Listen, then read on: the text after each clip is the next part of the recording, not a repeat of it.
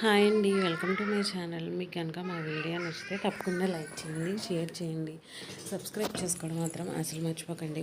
అలా జరిగిందా అని చెప్పి ఇంకా అనామిక అయితే ఫోన్లో మాట్లాడుతూ ఉంటుంది.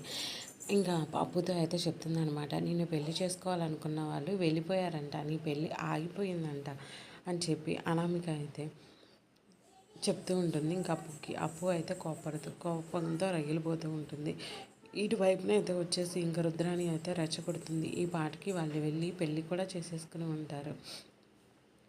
ఈ మూడో దాన్ని కూడా అంటకడితే కానీ లెక్క సరిపోతుంది అని చెప్పి రుద్రాణి అయితే వాళ్ళ మీద నిందలైతే వేస్తూ ఉంటుంది. ఇంకా కనకం అయితే ఏమీ మాట్లాడలేక ఏడుస్తుంది.